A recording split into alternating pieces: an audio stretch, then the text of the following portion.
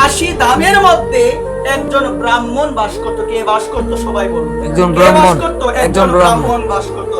ব্রাহ্মণ সর্বদা দেবাদিদেব মহাদেবের তপস্যা করতো। কার তপস্যা করতো? মহাদেবের দেবাদিদেব মহাদেবের তপস্যা করত।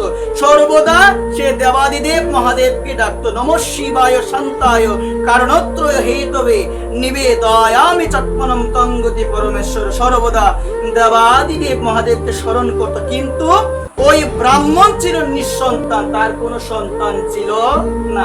কিন্তু সে দেবাদিদেব মহাদেবকে ডেকে ডেকে বলতো যে প্রভু, আমি সর্বদা তোমায় ডাকি, তোমার কাছে আমার একটাই প্রার্থনা, তোমার কাছে আমার একটাই নিবেদন, তুমি কৃপা করে, তুমি দয়া করে আমাকে তুমি একটা সন্তান দান করো, তুমি দয়া করে আমাকে একটা সন্তান দান করো। বলতো, কাকে বলতো?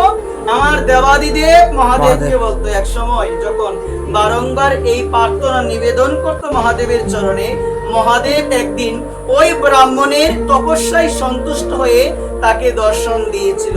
দর্শন দেওয়ার পর বলছিল, তুমি বর চাও আমার কাছে।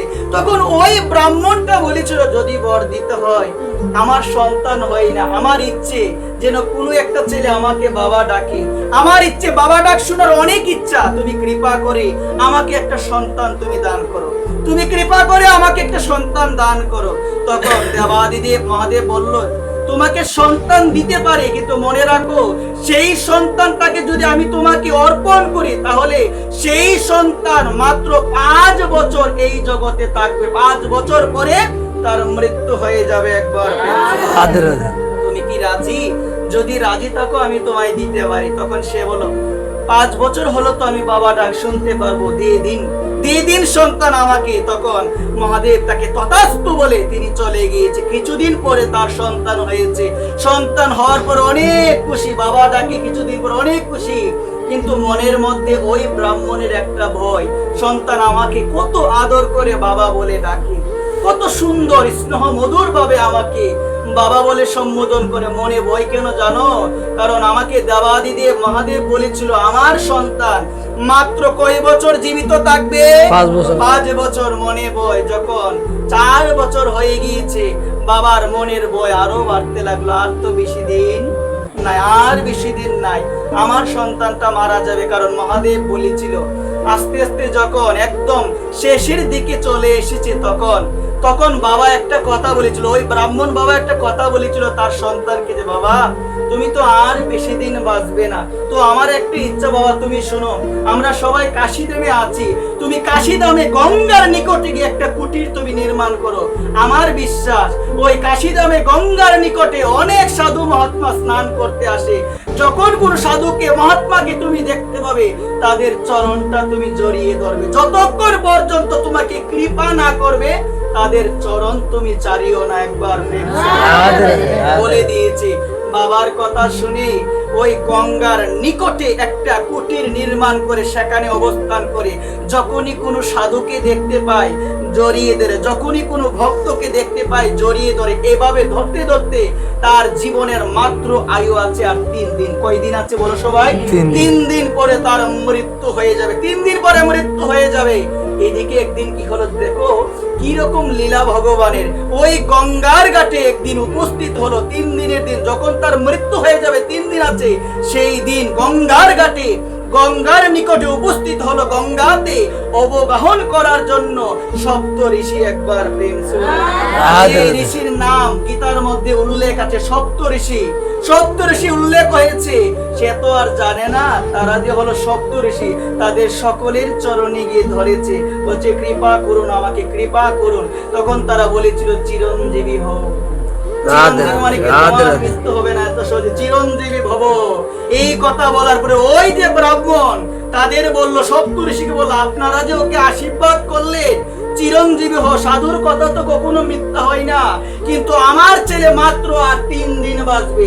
এই যে আপনারা বললেন চিরঞ্জীবী ভব, তাহলে আমার ছেলে কি চিরঞ্জীবী হবে? কারণ দেবাদিদেব মহাদেব বলেছিল আমার ছেলে এই জগতের মধ্যে শুধুমাত্র 5 বছর থাকবে। ওই 5 বছর শেষ হতে বাকি কয় দিন? 3 দিন। কিন্তু আপনারা আশীর্বাদ করে বলেছেন, আপনারা আশীর্বাদ করে কৃপা করে বলেছে চিরঞ্জীবী ভব, চিরঞ্জীবী ভব। এখন আমার ছেলে কি চিরঞ্জীবী হবে? তখন সপ্ত ঋষি চিন্তা করলো, সপ্তর্ষি ভাবলো আমাদের কথা তো আর মিথ্যা হতে পারে না, সাধু বাক্য তো আর মিথ্যা হতে পারে না। তারা চিন্তা করে ওই ছেলেকে বললো তুমি চলো আমাদের সঙ্গে, এখন যাব সৃষ্টিকর্তা ব্রহ্মার কাছে। একবার ব্রহ্মার কাছে গেল, একে একে সপ্তর্ষি শিখিয়ে দিল তুমি কি করবে, আমাদের পিছনে থাকবে। আমরা সর্বপ্রথম কাকে প্রণাম করব? ব্রহ্মাকে প্রণাম করব। ব্রহ্মাকে যখনই প্রণাম করছে সপ্তর্ষি, তখন ব্রহ্মা আশীর্বাদ দিচ্ছেন চিরঞ্জীবী ভব। এভাবে আশীর্বাদ দিতে দিতে ওই ব্রাহ্মণ সন্তান যার আয়ু ছিল 5 বছর, সেও প্রণাম করলো। ব্রহ্মা বলল চিরঞ্জীবী হও। একবার ব্রহ্মা বলল চিরঞ্জীবী হও। সপ্তর্ষি ব্রহ্মাকে বলল যে দেবাদিদেব মহাদেব বলেছে মাত্র 5 বছর থাকবে, ওই 5 বছর পুরাতে আর বাকি মাত্র 3 দিন। আমরাও বলেছি চিরঞ্জীবী হও, আপনিও বলেছেন, তাহলে কি দেবাদিদেব মহাদেব তার কথা কি মিথ্যা হয়ে যাবে? এই কথা যখনই বলল, তখন ব্রহ্মা চিন্তা করলো আমি যখন বলে দিয়েছি, চলো সবাই মিলে যাই দেবাদিদেব মহাদেবের কাছে। কার কাছে যাই? দেবাদিদেব মহাদেবের কাছে যাই। চলো সবাই মিলে গেল, একে একে সবাই প্রণাম করলো। প্রণাম করতে করতে পিছনে ছিল কে গো? ওই ব্রাহ্মণের ছেলে, ওই ব্রাহ্মণের সন্তান, সেও প্রণাম করলো। এদিকে দেবাদিদেব মহাদেব বলল চিরঞ্জীবী হোক। এই কথা বলার পরে এখন তো বিপদ। সপ্তর্ষি বলল আমরা বলেছিলাম সর্বপ্রথম চিরঞ্জীবী ভব, বিপদে পড়ে গিয়েছে, আপনার কথা কি মিথ্যা হয়ে যাবে? তারপরে গেলাম ব্রহ্মার কাছে, ব্রহ্মা বলে দিয়েছে চিরঞ্জীবী ভব। ব্রহ্মা পড়ে গিয়েছে বিপদে, এখন গিয়েছে যে বলেছে তার কাছে যায়। গেল কার কাছে গেল? মহাদেবের কাছে প্রণাম জানিয়েছে, উনিও বলেছে চিরঞ্জীবী ভব। এখন মহাদেবকে প্রশ্ন করলো সপ্তর্ষি, ওই ব্রাহ্মণ সন্তানকে আমরা আশীর্বাদ করে বলেছিলাম চিরঞ্জীবী ভব, কিন্তু তারপরে আমরা শুনতে পেলাম যে আপনি নাকি বলেছেন 5 বছরের বেশি সে থাকতে পারবে না। এখন আপনিও তো বললেন চিরঞ্জীবী ভব। একবার এখন আপনিও তো বলেছেন চিরঞ্জীবী ভব। এখন সবাই তো বিপদে পড়ে গিয়েছে। এখন শঙ্করও বলে দিয়েছেন, ভগবান শঙ্কর তিনি বলে দিয়েছেন চিরঞ্জীবী ভব। এখন কি হবে? তিনি বলল দেখো, তুমি একটা জায়গার মধ্যে অবস্থান করে আরাধনাং ভগবান সর্বেশ আরাধনাং বিষ্ণুর আরাধনাং করং তস্মাৎ পরতরং দেবী তদিয়ানাম সমর্চনম। আমরা দেখতে পাই শাস্ত্র থেকে সর্বদা ভগবান শঙ্কর কার নাম করে গো? সর্বদা ভগবান শঙ্কর ভগবানের নাম করে। তিনি দেনস্থ হয়ে পঞ্চমুখে রাম নাম করেন ত্রিপুরারি। তার একটা নাম হলো ত্রিপুরারি। তিনি একটা অসুর ছিল যার নাম হলো ত্রিপুরাসুর, যাকে বধ করেছিল ভগবান শঙ্কর। তারপর থেকে তার নাম হয়েছিল ত্রিপুরারি। আর শাস্ত্র বলছেন তিনি 1 মুখে নয় 5 মুখে ভগবান রামের গুণগান করে। আজকে আমার ভগবান শঙ্কর ওই ব্রাহ্মণকে বলো দেখো, তুমি তো আর কিছুক্ষণ পরে মৃত্যুবরণ করবে, তোমাকে আমি বলছি তুমি ছোট একটা জায়গার মধ্যে গিয়ে কৈলাসের মধ্যে অবস্থান করে তুমি সর্বদা বদনে বলিবে শ্রী রামায় নমঃ, শ্রী রামায় নমঃ, শ্রী রামায় নমঃ।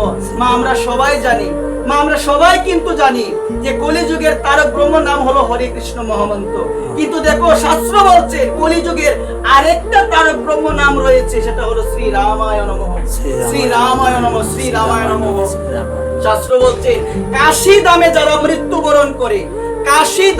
মৃত্যুবরণ করে তাদের সকলের কর্ণে দেবাদিদেব মহাদেব ভগবান শঙ্কর শ্রী রামায় নমঃ এই মন্ত্রটা প্রদান করে। একবার কাশী ধামে মৃত্যুবরণ করে, তো এই জায়গার মধ্যে ওই ব্রাহ্মণকে বলে দিল তুমি সর্বদা বলো শ্রী রামায় নমঃ, শ্রী রামায় নমঃ, সর্বদা বলো শ্রী রামায় নমঃ, শ্রী রামায় নমঃ।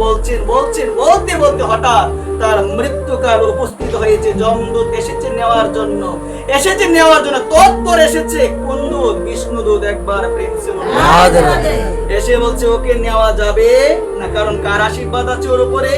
সাধুর আশীর্বাদ আছে, ওকে আর নিতে পারবে না।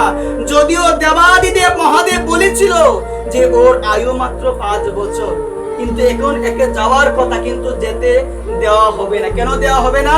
ওকে সপ্তর্ষি আশীর্বাদ করে বলেছেন চিরঞ্জীবী হও। সপ্তর্ষি, তারপরে বলেছেন সৃষ্টিকর্তা ব্রহ্মা, উনিও বলেছে, তারপরে বলছে দেবাদিদেব মহাদেব। তার মানে এতজনের আশীর্বাদ তো মিথ্যা হওয়া যাবে না, ওকে নেওয়া যাবে না। মা জানো কি এই ব্যক্তিটা কে?